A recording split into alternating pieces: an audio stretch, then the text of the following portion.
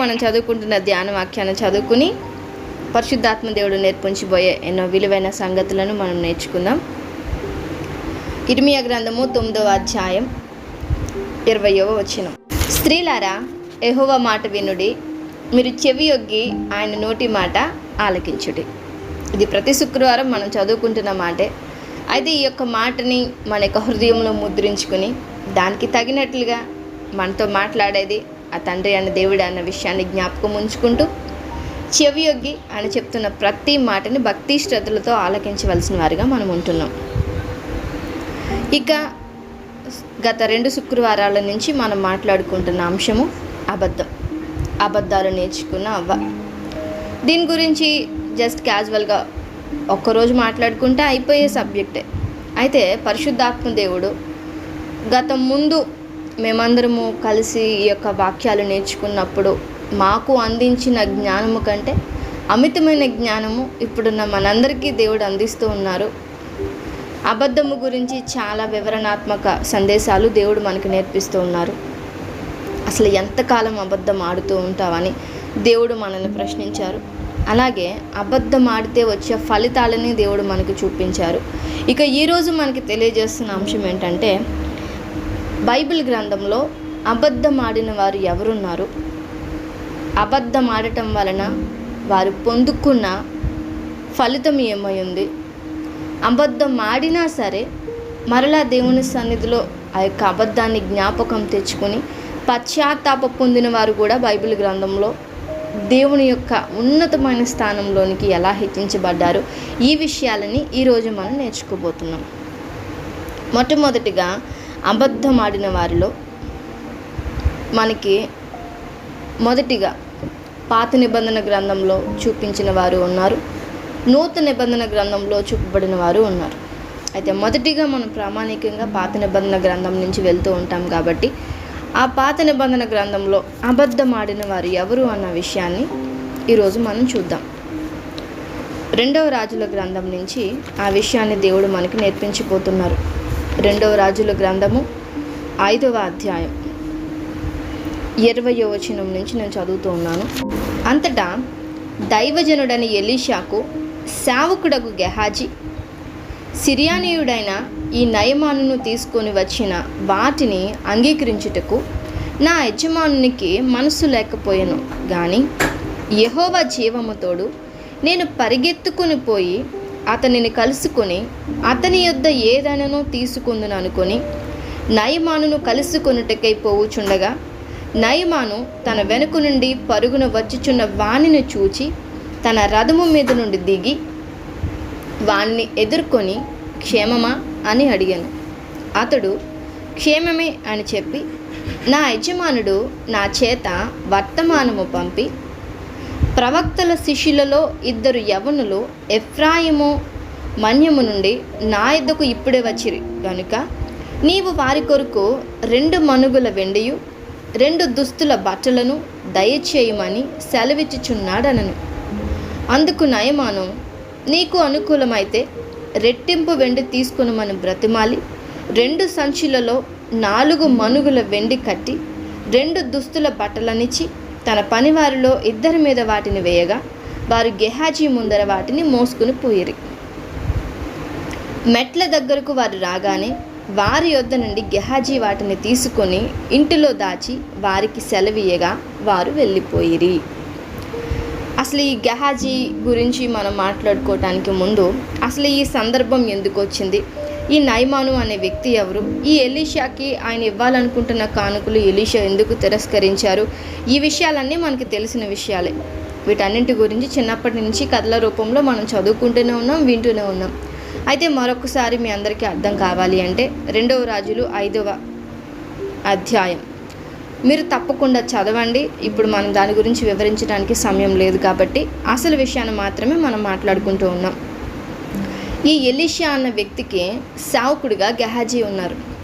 ఈ నయమాను అన్న వ్యక్తి తన యొక్క ఆరోగ్యరీత్యా ఎలీషా దగ్గరికి వచ్చినప్పుడు, ఎలీషా ద్వారా అతను స్వస్థత పొందినప్పుడు అతనికి కలిగిన స్వస్థతను బట్టి ఖచ్చితంగా ఆయనకు ఒక బహుమానం ఇవ్వాలని ఆ నయమాను కోరుకుంటే ఎలీషా దాన్ని చాలా సంతోషంగా తిరస్కరిస్తారు.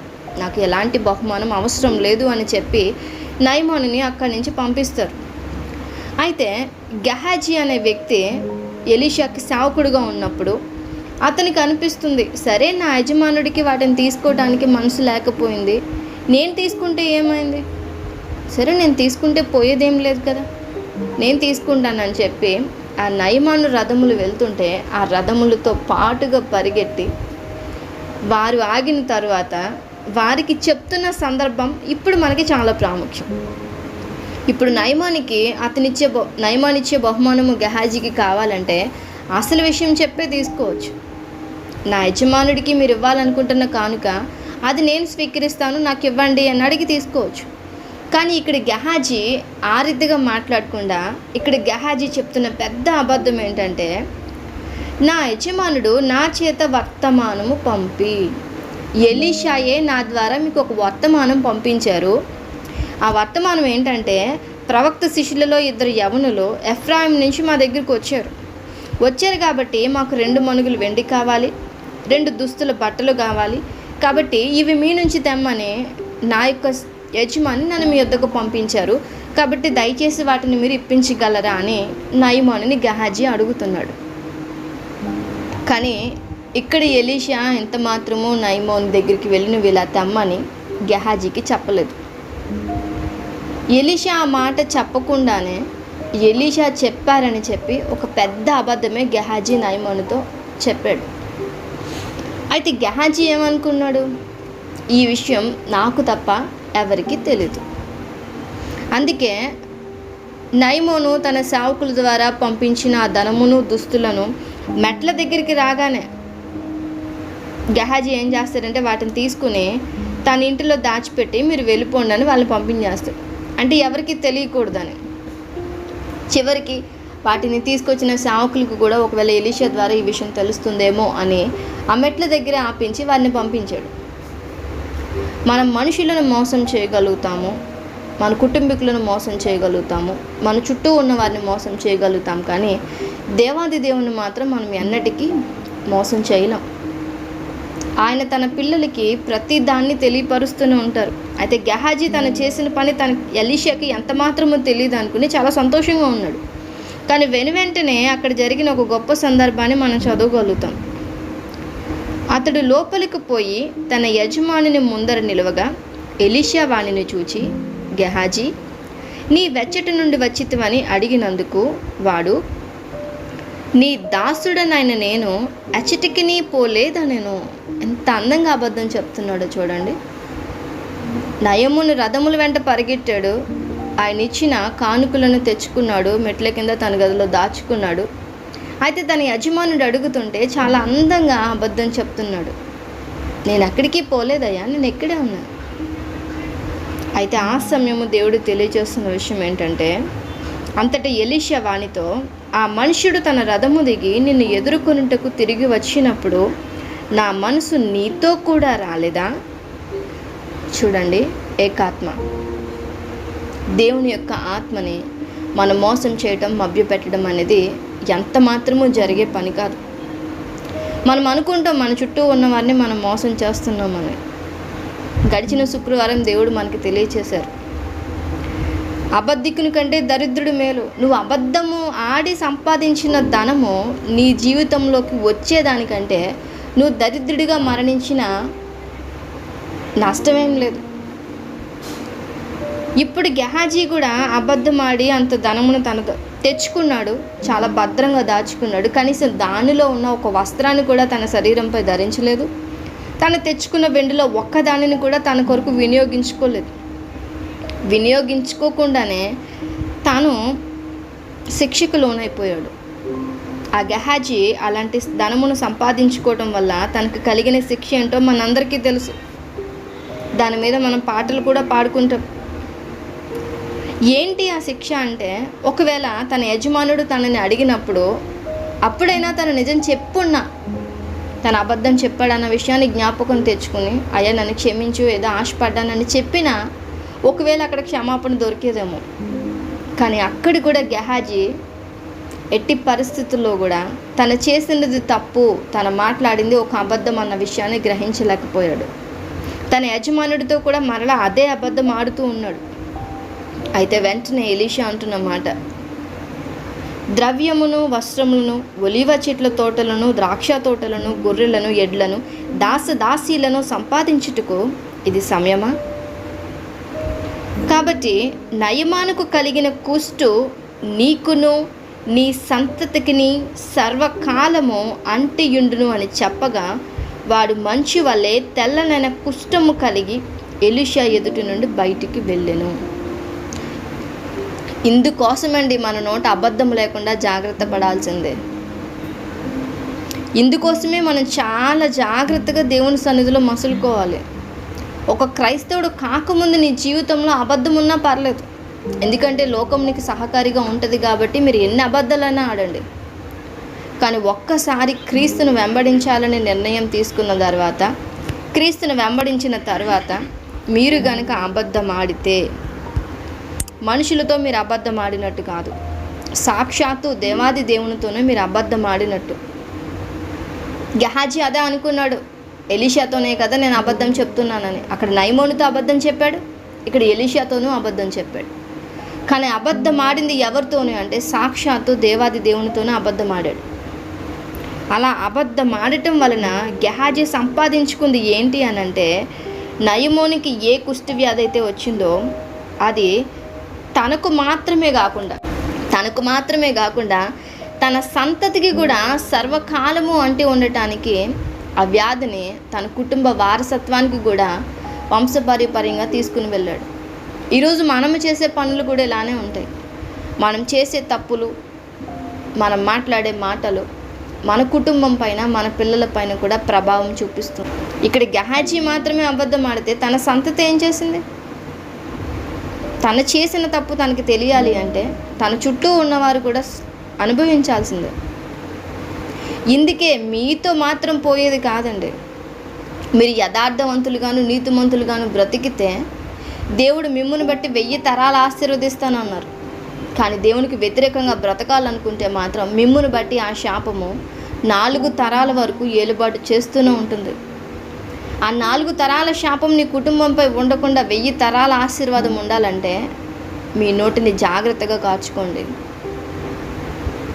మీ నోటిని మీరు స్వాధీనంలో ఉంచుకోండి. మీ నోట అబద్ధం అనేదే లేకుండా చాలా జాగ్రత్త పడండి. అబద్ధం అనేది చిన్నదే అని మనం అనుకుంటే అది చిన్న విషయం కాదు. ఆ అబద్ధం వల్ల మోక్ష రాజ్యాన్ని మనం కోల్పోతున్నాం. ఇప్పుడు గెహాజీ కూడా ఏలియా నుంచి 2 పాల ఆశీర్వాదాన్ని తన వెంబడి వెళ్ళి తెచ్చుకున్నాడు. గెహాజీ కూడా ఎలీషా నుంచి అలాంటి ఆశీర్వాదాన్ని పొందుకోవాలి, అలాంటి అభిషేకాన్ని పొందుకోవాలి.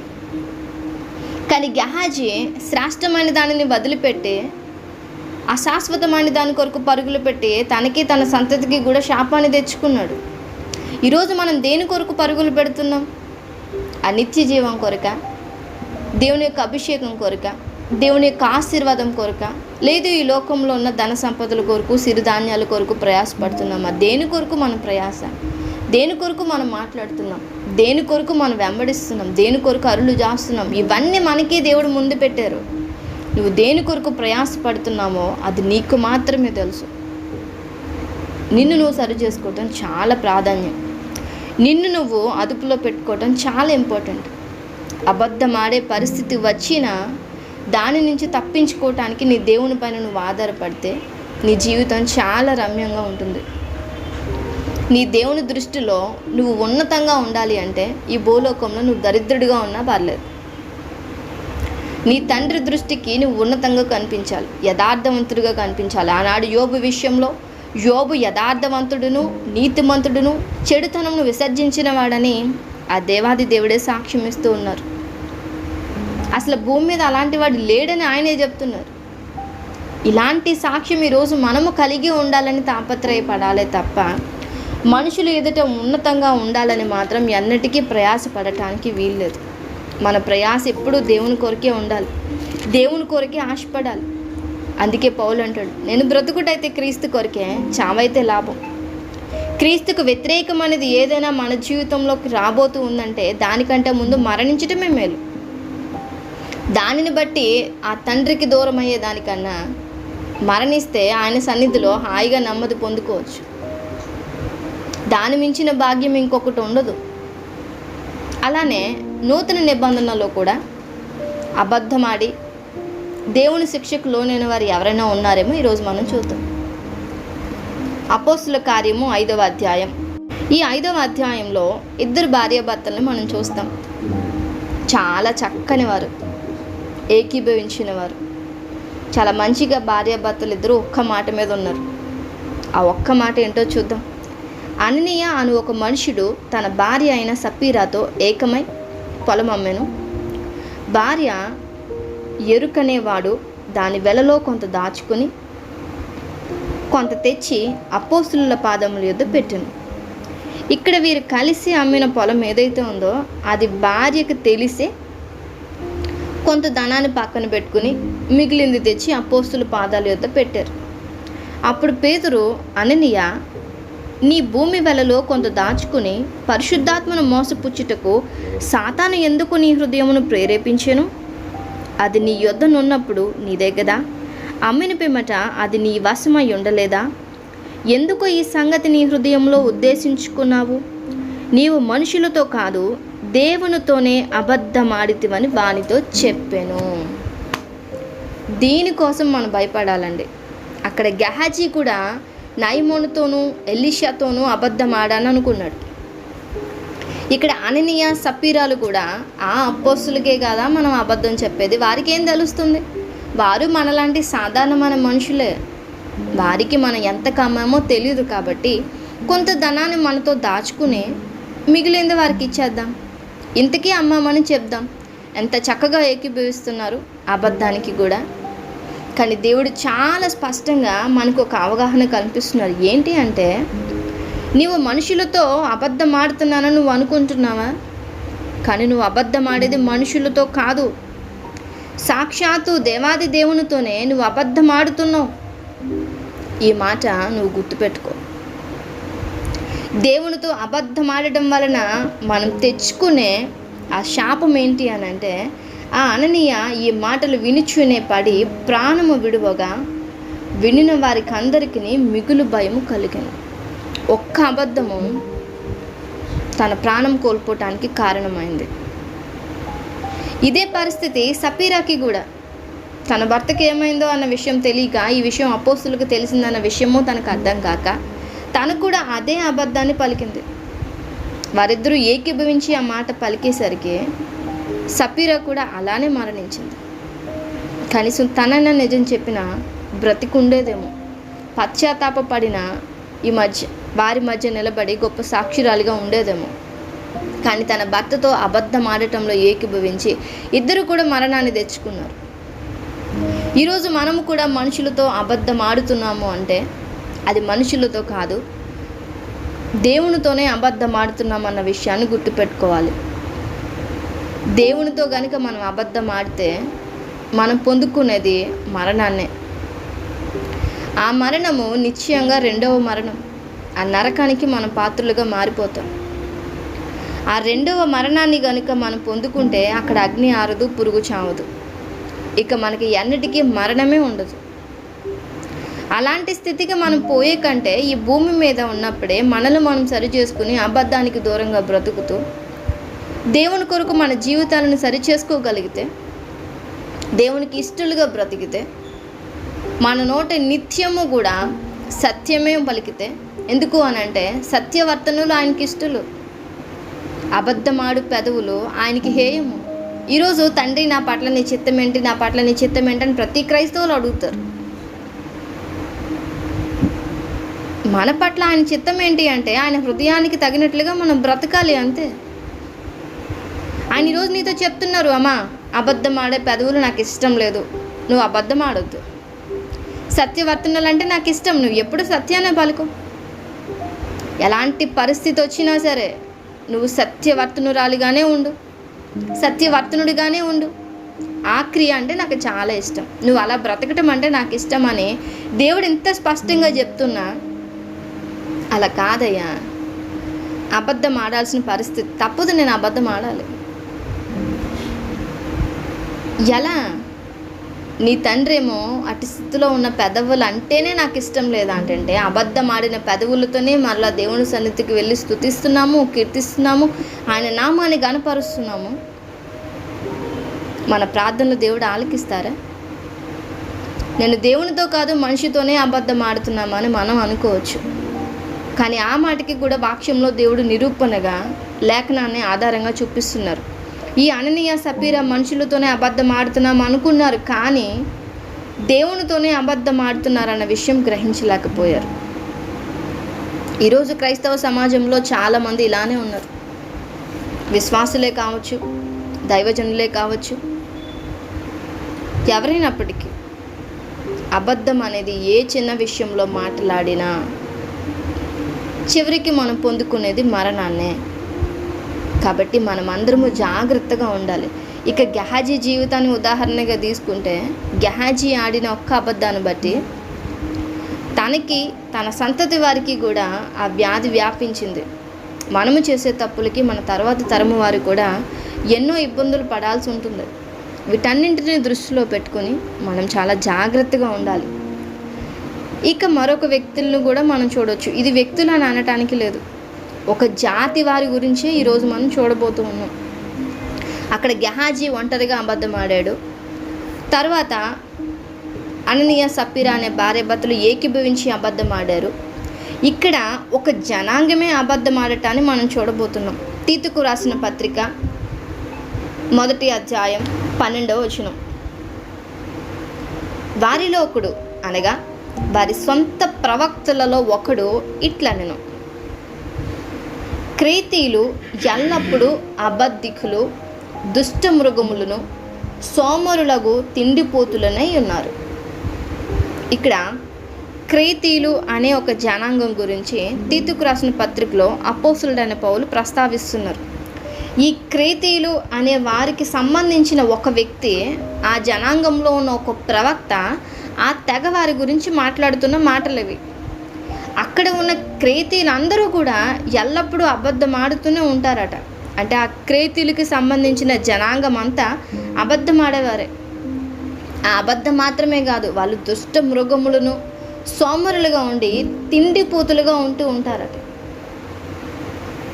ఇలాంటి తత్వము దేవునికి ఎంత మాత్రమూ ఇష్టం లేదు. దేవునికి అసహ్యమైన ప్రతిదీ ఈ క్రేతీయుల యొక్క జనాంగంలో ఉంది. అసలు ఎవరు ఈ క్రేతీయులు? అసలు ఈ క్రేతీయుల గురించి ఈ తీతుకు రాసిన పత్రికలో మాత్రమే ఉందా, లేదు బైబిల్లో ఇంకెక్కడైనా మనం చూడగలుగుతామా అంటే, అసలు ఎవరు ఈ క్రేతీయులు అన్న విషయాన్ని కనుక మనం ఆలోచిస్తే, ఈ క్రేతీయులు అనబడిన వారందరూ ఫిలిస్తీన్ల దేశంలో కానీ లేక దక్షిణ భూభాగంలో కానీ నివసించిన ఒక జనాంగంగా మనకి చెప్పబడుతుంది. ఫిలిస్తీన్కి సంబంధించిన వారైనా అయి ఉండొచ్చు, లేకపోతే ఆ దక్షిణ భూభాగానికి సంబంధించిన వారైనా అయి ఉండొచ్చు. ఎక్కడి వారైనా సరే వీరిని మన బైబిల్ గ్రంథంలో, ఓల్డ్ టెస్ట్మెంట్లో కొన్ని సందర్భాలలో మనం చూడగలుగుతాం. మొదటిగా 1 సమూయేలు గ్రంథంలో వీరి ప్రస్తావన మనకు కనిపిస్తుంది.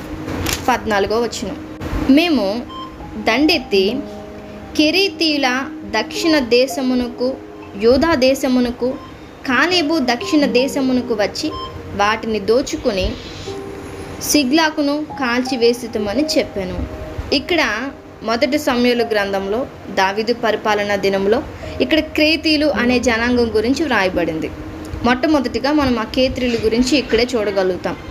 కెరీతీయులు వీరు దక్షిణ భూభాగమందు నివసించేవారిగా మనకి ఇక్కడ కనిపిస్తూ ఉంది. అలానే యెహెజ్కేలు గ్రంథంలో కూడా వీరి ప్రస్తావన కనిపిస్తూ ఉంది.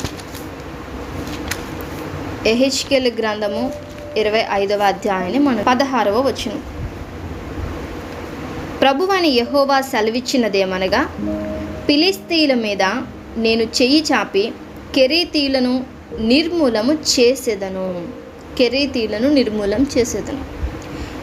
ఇక్కడ కెరీతీయులను ఎందుకు నిర్మూలము చేసేదను అని అంటున్నారంటే, మనం తీతుకు పత్రికలోనే వారి తెగలో ఉన్న ఒక ప్రవక్త చెప్పిన విషయాన్ని మనం చదివాం. ఏంటి ఆ విషయము అని అంటే, ఈ కెరీతీయులు అనేవారు లేదు కేత్రీయులు అనబడిన వారు జనాంగం యావత్తు కూడా అబద్ధికులుగానే ఉన్నారు. వారు దుష్టులుగానే ఉన్నారు, తిండిపోతులుగానే ఉన్నారు, సోమరులుగానే ఉన్నారు. వీరందరూ దేవునికి వ్యతిరేకమైన కార్యకలాపాలు జరిగిస్తున్నారు కాబట్టి దేవుడు అంటున్నాడు, ఆ కెరేతీల మీద నేను నా చెయ్యి చాపి వారిని నిర్మూలం చేస్తాను. నిర్మూలన చేయటంతో పాటు సముద్ర తీరమున నివసించు శేషమును నశింప చేస్తాను. క్రోధముతో వారిని శిక్షించి వారి మీద నా పగ పూర్తిగా తీర్చుకొందును. నేను వారి మీద నా పగ తీర్చుకొనగా నేను యెహోవానై ఉన్నానని వారు తెలుసుకుందురు. ఆమేన్. దేవునికి వ్యతిరేకమైన క్రియలు కలిగి ఉన్న వారు ఎవరినైనా ఆయన శిక్షిస్తానని చెప్తున్నారు. సాక్షాత్తు ఆయన చెయ్యే వారిపై చాపారట. ఆ కేత్రీయులందరిపైన ఆయన పగ తీర్చుకుంటున్నారు. వారందరినీ ఆయన నిర్మూలన చేస్తున్నారు. జనాంగం మొత్తము కూడా వారి ఆడిన అబద్ధాలను బట్టి, వారి స్థితిని బట్టి నిర్మూలముగా అయిపోయారన్న విషయాన్ని ఇక్కడ మనం చూస్తున్నాం. వీరందరిని బట్టి మనం ఇంకెంత జాగ్రత్తగా ఉండాలో చూడండి. మొదటిగా గెహాజీ ఒంటరిగానే శిక్షను అనుభవించాడు అనుకుంటే, తనను బట్టి తన కుటుంబము నశించిపోయింది. తన కుటుంబానికి ఆ వ్యాధి సంక్రమించింది. తర్వాత అననీయ సపీరా వారిద్దరూ ఏకీభవించడంతో వారు ఏం కోల్పోయారు అంటే మరణాన్నే తెచ్చిపెట్టుకున్నారు. ఇక కేత్రీయులు మొత్తానికి జనాంగమే నశించిపోయింది. వారి కొరకు తండ్రి అనే దేవుడే సాక్షాత్తు చేయి చాపారు. వారు పూర్తిగా నశించిపోవటానికి ఆయనంతటా ఆయనే లేచి కదిలొచ్చారు. ఆయన కోపము వారిపై రగులుకుంది. ఇలాంటి స్థితిని ఒక జనాంగం అంతా నశించిపోవటానే మనం చూస్తున్నాం. అలాగే ఈ కేత్రీయుల కొరకు జెఫన్యా గ్రంథంలో కూడా మనం చూడగలుగుతాం దేవుడు వారిని ఎలా శిక్షించారు అని. జెఫన్యా 2వ అధ్యాయం 5వ వచనం. సముద్ర ప్రాంతమందు నివసించు కెరేతీయులారా, మీకు శ్రమ. ఫిలిష్తీయుల దేశమైన కానాను నిన్ను గూర్చి యెహోవా సెలవిచ్చినదేమనగా, నీయందు ఒక కాపురస్తుడైనను లేకుండా నేను నిన్ను లయము చేతును.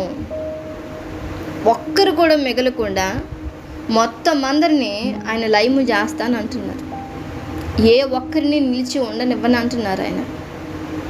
అంటే ఆ జనాంగం మొత్తము కూడా దేవునికి వ్యతిరేకంగానే బ్రతుకుతున్నారు. అలాంటి స్థితిలో కెరేతీయులు అనబడిన వారు బ్రతుకుతున్నారు. ఈరోజు వధువు సంఘం గురించి మనం ఆలోచిస్తే, మనము ఒక గెహాజీ వలె, ఒక అననీయ సపీరా వలె, ఈ కెరేతీయుల వలె బ్రతుకుతున్నామా? మనము వారి బాటలోనే నడుస్తున్నామా? దేవునికి ఎవరైనా వ్యత్యాసం ఏమీ ఉండదండి. నీతిమంతుల మీద అనీతిమంతుల మీద యాకృతిగా వర్షాన్ని కురిపిస్తున్నట్టే, తప్పు చేస్తే తన పిల్లల అన్యజనాంగమా అన్న ఆలోచన ఆయనకు ఉండదు. ఎవరినైనా ఒకేలా శిక్షిస్తారు. ఈ గెహాజీ అనే వ్యక్తి కూడా ఎలీషాకి సేవకుడిగా ఉన్నారు. అంటే దేవుని ఎరిగినవాడే, దేవునితో నడుస్తున్నవాడే, దేవుడు చేసే అద్భుత ఆశ్చర్య కార్యాల్లో పాలు పంపులు ఉన్నవాడే. అయినప్పటికీ ఎప్పుడైతే అబద్ధం అనేది అతని నోట వచ్చిందో అతనికి తండ్రి మారిపోయాడు వితిన్ సెకండ్లో. అంతవరకు తన తండ్రి అపరిశుద్ధుడు అనేటువంటి యెహోవా అయితే, గెహాజీ నోట నుంచి వచ్చిన ఒక్క అబద్ధాన్ని బట్టి అపవాది తనకి తండ్రిగా మారిపోయాడు. ఇక్కడ అవ్వ చేసిన పని కూడా అదే. తినకూడదనియో ముట్టకూడదనియో ఎంత చక్కగా అబద్ధం చెప్పిందో. అప్పటి వరకు అవ్వకి తండ్రి అనే దేవుడు మాత్రమే తండ్రిగా ఉన్నారు. కానీ తను పలికిన ఒక్క మాటను బట్టి, ముట్టకూడదు అని చెప్పిన మాటను బట్టి అపవాదికి కుమార్తెగా మారిపోయింది. వాడు ఆది నుంచి అబద్ధికుడు, వాడు ఆది నుంచి నరహంతకుడు. మొట్టమొదటిగా వారు మరణించడానికి కారణం అపవాదే. వారితోనే అబద్ధము పలికించి మరణానికి పాత్రులుగా మార్చాడు. వాడు చాలా తెలివైనవాడు. వాడికి సమయం కొంచెంగా ఉంది కాబట్టి ఆ సమయాన్ని సద్వినియోగపరచుకోవటానికి గర్జించే సింహం వల్లే ఎవరిని మృంగుదునా అని లోకమంతా సంచరిస్తూ ఉన్నాడు. భూమిపై అటు ఇటు తిరుగుతూ ఉన్నాడు. మరి వధువు సంఘంలో భాగంగా ఉంటున్న మనము మెలకు కలిగి ఉండాల్సిన అవసరత ఎంతైనా ఉంది. కుమారుడి యొక్క రాకడ ఎప్పుడు జరుగుతుందో మనకు తెలియదు.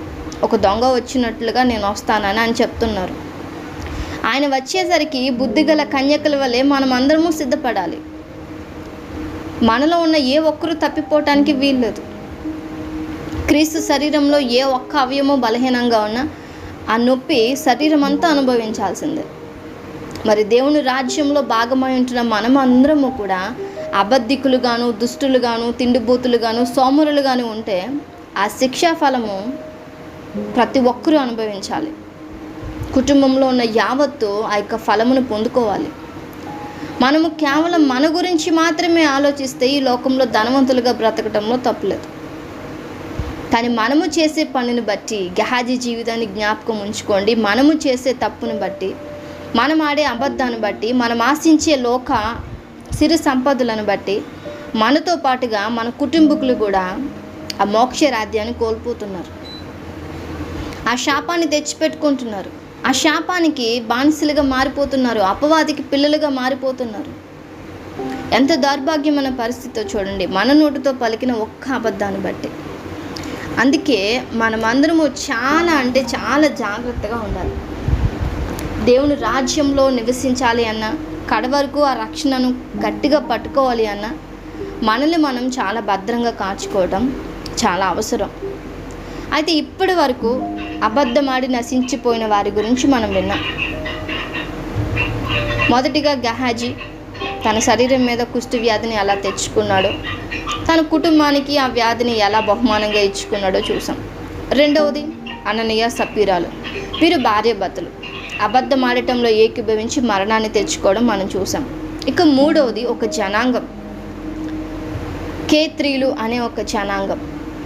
ఆ జనాంగము అబద్ధాన్ని బట్టి, వారిలో ఉన్న దుష్ట సాంగత్యాన్ని బట్టి దేవుని చెయ్యి చాపి దేవుడే వారిని ఎలా నశింపచేశారో మనం చూసాం. ఆయన శిక్షించడం మనం చూసాం. ఇప్పుడు అబద్ధం ఆడిన తరువాత క్షమాపణ పొందుకున్న వారు ఎవరైనా ఉన్నారా? తమ యొక్క తప్పులను తెలుసుకుని సరిచేసుకున్న వాళ్ళు బైబిల్ గ్రంథంలో ఎవరైనా ఉన్నారా అన్న విషయాన్ని మనం చూద్దాం. ఖచ్చితంగా ఉన్నారు. ఒక వ్యక్తిని మన లేఖన గ్రంథంలో చాలా స్పష్టంగా చూడగలుగుతాం. అబద్ధం ఆడిన తర్వాత దేవుని చేత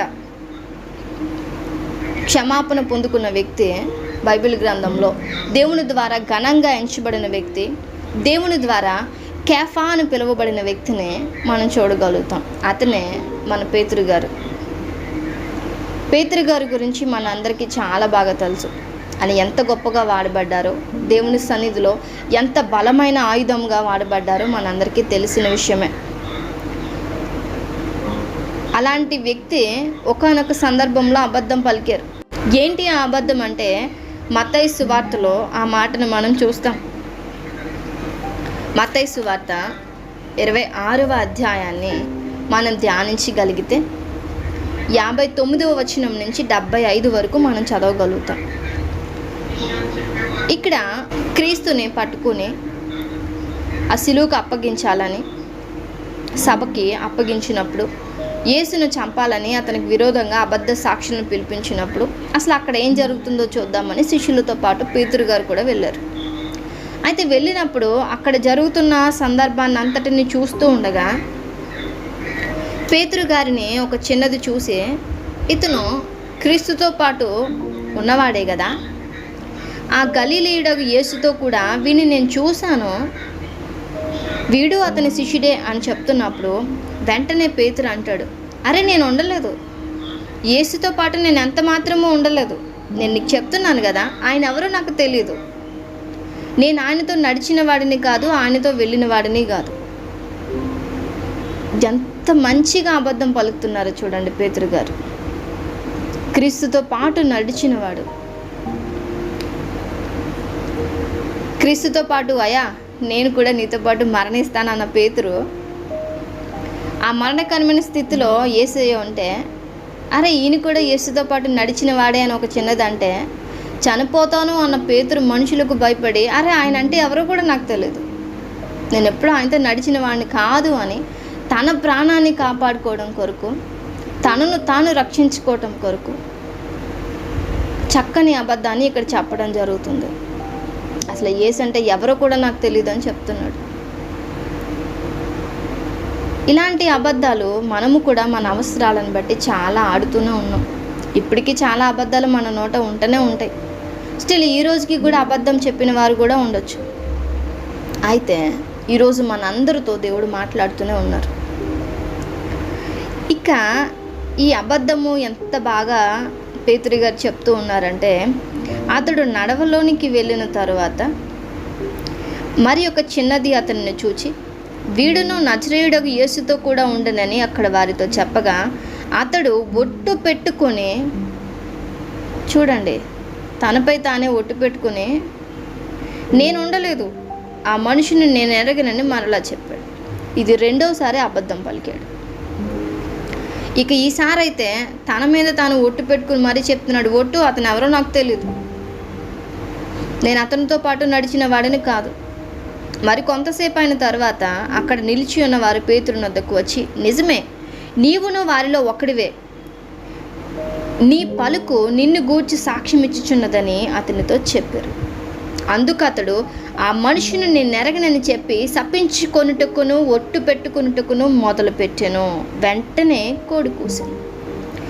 మనుషులను మెప్పించాలని, మనుషులను మాయ చేయాలని క్రీస్తుతో పాటు నడిచిన ఆ పేతురు, క్రీస్తుతో పాటు సువార్త ప్రకటించిన ఆ పేతురు, క్రీస్తుతో పాటు కలిసి తిన్నాడు, క్రీస్తుతో నడిచాడు, క్రీస్తుతోనే అనేక విషయాలు జరిగించిన ఆ పేతురు మనుషులకు భయపడి అసలు క్రీస్తు అంటే ఎవరో తెలియదని అబద్ధాలు చెప్పటమే కాదు, తనపై ఒట్టు వేసుకోవడమే కాదు, తన్ను తాను శపించుకుంటున్నాడు. అయ్యయ్యో, ఆయన నాకు తెలిస్తే నేను మరణించినట్టే, ఆయన నాకు తెలిసిన వాడు కాదు, ఆయన నా వాడు కాదు, నేను ఎప్పటికీ ఆయన చూసిన వాడినే కాను అని ఎలా పడితే అలా అబద్ధాలు చెప్తూనే ఉన్నాడు. తన ప్రాణాన్ని రక్షించుకోవటానికి, తనను తాను రక్షించుకోవటానికి చెప్తున్న అబద్ధం. అందుకే దేవుడు అంటున్నారు మరలా, అబద్ధం ఆడేవానికంటే దరిద్రుడే మేలు, చచ్చిపో, తప్పలేదు, క్రీస్తుతో పాటు చచ్చిపో, కానీ అబద్ధం మాత్రం ఆడటానికి వీల్లేదు. యేసుక్రీస్తు ప్రభు ఏ మాట అయితే చెప్పాడో, కోడి కూసే సమయానికి నువ్వు ముమ్మారు అబద్ధం ఆడతావు పేతురు, నేను నీకు తెలియదని నువ్వు చెప్తావు, ఖచ్చితంగా ఇది జరుగుతుంది. చెప్పింది చెప్పినట్టుగానే జరిగింది. పేతురు అలానే చేశాడు. కోడి కూసిన వెంటనే పేతురుకి వచ్చిన ఆలోచన ఏంటంటే, నీవు నన్ను ఎరగనని ముమ్మారు చెప్పదవని యేసు తనతో అనిన మాట పేతురు జ్ఞాపకం తెచ్చుకొని, ఇది ఇంపార్టెంట్. ప్రతి క్రైస్తవుడికి ఈ జ్ఞాపకం అనేది చాలా ప్రాముఖ్యం. ఇలా మనం జ్ఞాపకం తెచ్చుకుంటేనే అసలు మన జీవితంలో ఏం జరుగుతుందో మనకు అర్థం అవుతుంది. కానీ మనం ఏం చేస్తామంటే మనలో మనం సమర్థించుకుంటాం. అవును, నేను చెప్పింది ఏం తప్పు కాదే, నేను మాట్లాడింది ఏం తప్పు కాదే, ఇది తప్పని నేను అలా అనుకుంటాను, నా అవసరాన్ని బట్టి నేను మాట్లాడిన మాట సరైందే కాబట్టి ఇది తప్పు కాదు. ఇలా మనల్ని మనము అపవాది ప్రేరేపణ బట్టి దృష్టిని ఆలోచన చెప్పిన వాడు అంటాడు, నువ్వేం తప్పేం మాట్లాడలేదు, నువ్వు చాలా సరిగ్గా మాట్లాడు, ఇది నీ వరకు ఇది సరైందే, లేదంటే నీ కుటుంబం నష్టపోద్ది, లేదంటే నీ కుటుంబం రోడ్డు పాలు అవుతుంది, నువ్వు ఆడే అబద్ధం అని నువ్వు అనుకుంటున్నావేమో, ఈ అబద్ధం చెప్పకపోతే ఈరోజు నీ పిల్లల భవిష్యత్తు ఏంటి? ఈరోజు నీ అబద్ధం ఆడకపోతే ఆ ధనము నీకు ఎలా వస్తుంది? ఈరోజు నువ్వు అబద్ధం ఆడకపోతే నీ పిల్లల ఫీజు నువ్వు ఎలా కట్టగలుగుతావు? ఈరోజు నువ్వు ఈ అబద్ధం ఆడకపోతే ఈరోజు నీ ఆఫీస్లో నీకు శాలరీ రాదు కదా. ఇలానే దుష్టుడు మనల్ని ప్రేరేపిస్తూ ఉంటాడు. కానీ ఒక్కటి, అబద్ధం అనేది దేవునికి హేయమైన క్రియ అన్న విషయము పరిశుద్ధాత్మ దేవుడు మనకి జ్ఞాపకం చేస్తూనే ఉంటారు. కానీ దానిని మనం పక్కకు పెట్టేసి మన సొంత ఆలోచన చొప్పున, అపవాది ఆలోచన చొప్పున నడుస్తూ దేవునికి వ్యతిరేకంగా బ్రతుకుతున్నాం. కానీ మనం చేసే ప్రతిదీ కూడా దేవుడు మనకి జ్ఞాపకం చేస్తూనే ఉంటారు. పేతురుకు కూడా అదా అయింది. కోడి కూసిన వెంటనే పేతురుకి జ్ఞాపకం వచ్చింది, అయ్యో నా యేసయ్య నాతో చెప్పాడు, పేతురు కోడి కూసే సమయానికి నేనంటే ఎవరినో కూడా తెలియదని నువ్వు ముమ్మారు అబద్ధం ఆడతావయ్యా. వెంటనే పేతురుకి ఆ విషయం గుర్తొచ్చినప్పుడు పేతురు వెలుపుకు పోయి సంతాపపడి ఏడ్చాడు. అయ్యో నేను తప్పు చేశానే, నేను అబద్ధం ఆడానే, తండ్రి నన్ను క్షమించని సంతాపపడ్డాడు. కాబట్టి పేతురు క్షమించబడ్డాడు. ఇక ఎన్నడూ పేతురు అబద్ధం ఆడినట్లుగా మనం ఎక్కడా చూడనే లేదు. దేవుని కొరకే బ్రతికాడు, దేవుని కొరకే మరణించాడు, చాలా ప్రయాసపడ్డాడు. ఇంకా చెప్పాలంటే క్రీస్తు అనుభవించిన దానికంటే శిష్యులు అంతకు మించిన శ్రమలు అనుభవించారు. అనేక వ్యతిరేకతలను ఎదుర్కొన్నారు, వారి ప్రాణాన్ని సహితము అర్పించారు. అంతే తప్ప వారి నోట అబద్ధం అనేది మాత్రం రానియలేదు. ఈరోజు దేవుడు మనందరినీ ప్రశ్నిస్తున్నారు. నువ్వు దేవుని కొరకు బ్రతకాలనుకుంటున్నావా, లేదా నీ కొరకు నువ్వు బ్రతకాలనుకుంటున్నావా? నువ్వు దేవుని కొరకు బ్రతకాలనుకుంటే ఖచ్చితంగా నువ్వు జ్ఞాపకం తెచ్చుకోవాల్సిందే. నీ తండ్రికి అబద్ధం అంటే అసహ్యమని, అబద్ధికుల కంటే దరిద్రుడే మేలు అని నీ దేవుడు చెప్తున్నారు. కాబట్టి ఆ దరిద్రతను అనుభవించటానికైనా నువ్వు సిద్ధంగా ఉండాలి తప్ప నీ నోట అబద్ధం అనేదే రానికూడదు. అబద్ధానికి నువ్వు ఎంత మాత్రమూ త్రావివ్వటానికి వీల్లేదు. ప్రతిరోజు జ్ఞాపకం తెచ్చుకోండి. మీ దేవుడు మీ జీవితంలో చేసిన అద్భుత ఆశ్చర్య కార్యాలన్నింటినీ జ్ఞాపకం తెచ్చుకుని మీ పెదవులతో దేవుని స్తుతించడానికి ప్రయత్నించండి, దేవుని కీర్తించడానికి ప్రయత్నించండి, దేవుని నామాన్ని కనపరచడానికి ప్రయత్నించండి. ఆయన నిత్యము కూడా మిమ్మల్ని ప్రేమిస్తూనే ఉన్నారు. ఆయన మీ కొరకు ప్రయాస పడుతూనే ఉన్నారు. ఈ అబద్ధం అనేది దేవునికి అసహ్యమైన కార్యము అన్న విషయాన్ని మన హృదయంలో మనం ముద్రించుకోవాల్సిన వారిగా ఉంటున్నాం. అలా లేని పక్షంలో ఖచ్చితంగా ఆయన శిక్షకి మనం పాత్రలు కావాల్సిందే. ఆయన శిక్షకి మనం లోను కావాల్సిందే. మనమంతా ప్రయాసపడేది దేవుడిచ్చే మోక్ష రాజ్యం కొరకేనండి. ఈరోజు మనం రక్షణ మార్గంలో ఉన్నామంతే, రక్షణ పొందుకోలేదు, మార్గంలో ఉన్నాం. ఆ మార్గంలో కుడికి కానీ ఎడమకి కానీ తొలగిపోకుండా ఉండాలంటే మనం చాలా జాగ్రత్తగా ఉండాలి. అందుకే అనుదినము బ్రతికినంత కాలము దేవుని యొక్క వాక్యాన్ని ధ్యానించాలని పరిశుద్ధాత్మ దేవుడు మనకు నేర్పిస్తున్నారు. అలా వాక్యాన్ని ధ్యానించినప్పుడే మనం ఏం చేస్తున్నామో మనకు తెలుస్తుంది, మనం ఏం మాట్లాడుతున్నామో మనకు తెలుస్తుంది, ఎలా ప్రవర్తిస్తున్నామో తెలుస్తుంది. చివరికి మన రక్షణను సొంతం చేసుకోవాలంటే ఈ మార్గంలో తిన్నగానే మనం పోవాలి. అటు ఇటు వెళ్ళిపోవటానికి ఎంత మాత్రమూ వీల్లేదు. గురి వద్దకే మన పరుగు, మన సిలువను మనమే ఎత్తుకొని వెళ్ళాలి. అది ఎంత భారభరితంగా ఉన్నా, ఎంత కష్టంగా ఉన్నా, ఎంత భయంకరమైన పరిస్థితుల్లోనికి మనల్ని తీసుకుని పోయినా సత్యాన్ని మాత్రం మనం విడవకూడదు. మన తండ్రి నీతిమంతుడు, యథార్థవంతుడు. నీ విశ్వాసాన్ని బట్టి ఆయనకి పిల్లలుగా మారటానికి నువ్వు అధికారం పొందవు. కాబట్టి నీ తండ్రి కలిగిన లక్షణాలే నువ్వు కలిగి ఉండాలి. ప్రదానము చేయబడిన వధువు సంగమా, నీ భర్త అయినటువంటి క్రీస్తు కలిగిన ఈ మనసే ఈరోజు నువ్వు కలిగి ఉండాలి. అలా కలిగి ఉన్నప్పుడే ఆయన నిన్ను ఒక రాజ్యముగాను యాజక సమూహంగాను తండ్రికి గర్వంగా అర్పించగలుగుతారు. ఈరోజు నీ భర్త అయినటువంటి క్రీస్తుకి నువ్వు కిరీటంగా మారాలి అంటే నీ నోట అబద్ధం ఉండకూడదు. నీ పెనిమిటికి నువ్వు కిరీటంగా మారాలంటే నీ జీవితంలో దుష్టత్వం అనేది ఉండకూడదు. నీ జీవితంలో సోమరితనం అనేది ఉండకూడదు. నీ జీవితంలో దేవునికి వ్యతిరేకమైన క్రియలు ఏమీ ఉండటానికి వీల్లేదు.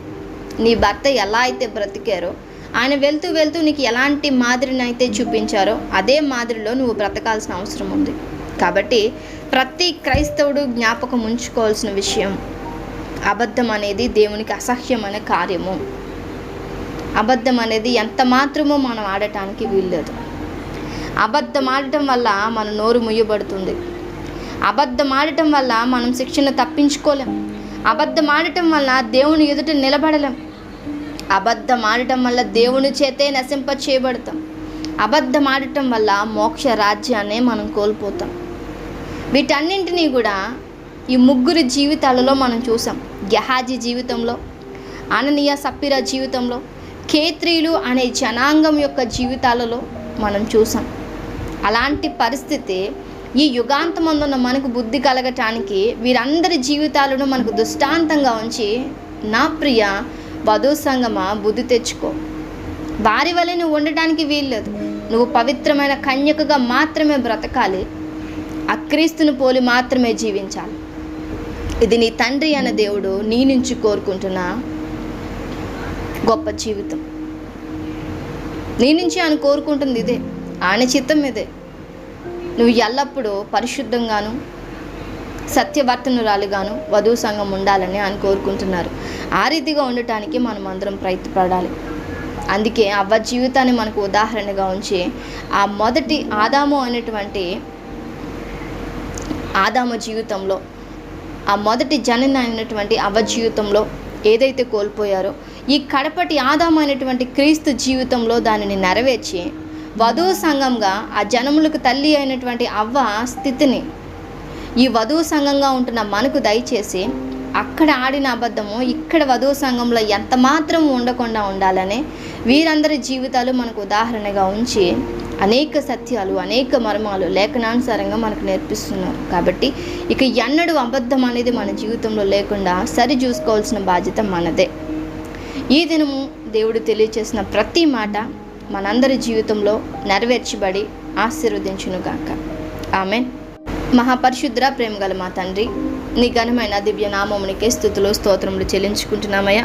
నీవిచ్చిన కృపను బట్టి వందనాలు తండ్రి. ఇంతవరకు మమ్మల్ని నడిపించినందుకు కృతజ్ఞతాస్తుతులు తెలియజేస్తున్నాం దేవా.